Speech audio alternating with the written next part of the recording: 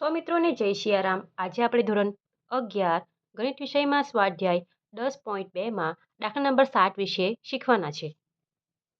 દાખલા નંબર 7માં આપણે પરવલયનું આપણે સમીકરણ શોધવાનું છે।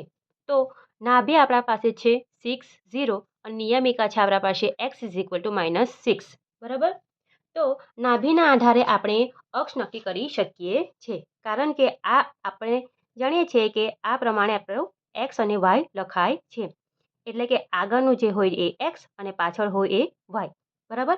બીજું શું નક્કી કરી શકાય કે આપણા પાસે 4 સમીકરણ છે પરવલયનું, તો આ ધન છે બરાબર। એના પરથી આપણે નક્કી કરી શકશું કે આ જે સમીકરણ આવશે એ ધન આવશે બરાબર। તો આપણે આન્સર લખીશું કે નાભી 6 0 છે, જે કોના ઉપર આવેલી છે? x અક્ષ પર આવેલી છે બરાબર। x અક્ષ પર આવેલી છે, આપણને ખબર છે કે ફર્સ્ટ જે હોય છે એ x અક્ષ હોય છે બરાબર। 6 બરાબર, 6 એટલે અહીં x અક્ષ પર આવેલી છે બરાબર। એના આધારે પરવલયનો અક્ષ શું થશે? પરવલયનો અક્ષ x અક્ષ થશે। નાભીના આધારે પરવલયનો અક્ષ શું થશે? x અક્ષ થશે બરાબર।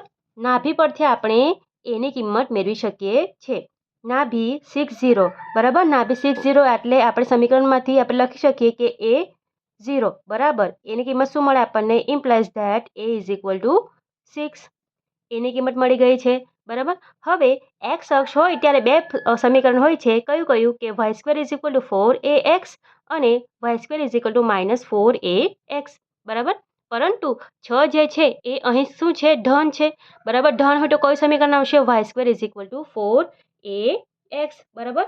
એટલે સૌથી પહેલા આપણે લખીશું કે પરવલયનું સમીકરણ બે હોઈ શકે, બે સંભાવના હોઈ શકે। એમાં કઈ y² = 4ax અથવા y² -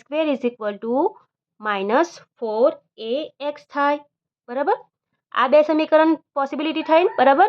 પરંતુ આપણને શું આપેલું છે? પરંતુ નાભી 6 0 અને નિયામિકા શું આપેલું છે? નિયામિકા x -6 હોવાથી શું થશે? પરવલયનું સમીકરણ હોવાથી પરવલયનું સમીકરણ કિંમત કઈ છે? ધન છે, ધન હોવાથી સમીકરણ કયું મળશે? y² = 4ax છે બરાબર।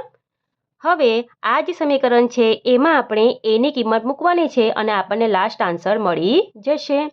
હવે a = 6 લેતા બરાબર, આ સમીકરણમાં આપણે a = 6 મૂકીએ તો y² = 4, એની કિંમત 6 અને x નો x 6 ચોક 24, એટલે કે y² = 24x। તો આપણને પરવલયનું સમીકરણ શું મળે છે? y² = 24x।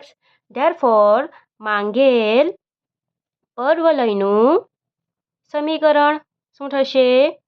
પરવલયનું સમીકરણ શું થશે? y² = 24x બરાબર। આવો જ સેમ દાખલો છે બરાબર, આગળ આપણે નવા વિડીયો જોઈશું, પણ આ ફટાફટ એકવાર સમજી લઈએ। સૌથી પહેલાં નાભી આપણને આપેલી છે 6 0 અને નિયમિકા આપેલું છે આપણને -6 બરાબર।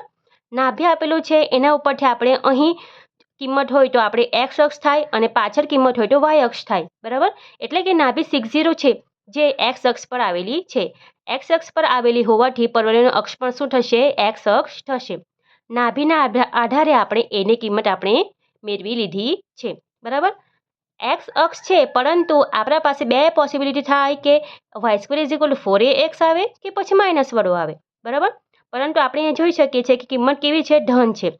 આ પોસિબિલિટી છે, બંને સંભાવના છે। પરંતુ નાભી 6 0 અને નિયમિકા x -6 હોવાથી પરવલયનું સમીકરણ શું થશે? ધન થશે। ધનમાં કયું સમીકરણ છે? y² = 4ax અને પછી એની કિંમત જે આપણને 6 મળી છે એ આપણે એની કિંમત અંદર મૂકી લીધી છે બરાબર। એના આધારે આપણને સમીકરણ મળે છે y² = 24x। ધેરફોર માંગેલ પરવલયનું સમીકરણ y² = 24x બરાબર। આ રીતે સિમ્પલ દાખલો છે એકદમ બરાબર। વિડીયો પસંદ આવ્યો હોય તો વિડીયોને જરૂરથી લાઇક કરજો, મિત્રોમાં શેર કરજો, ચેનલ ઉપર નવા હોય તો ચેનલને જરૂરથી સબસ્ક્રાઈબ કરજો અને લાઇક જરૂરથી કરજો। મળીએ આપણે આગળના વિડીયોમાં। સૌને જય સિયારામ.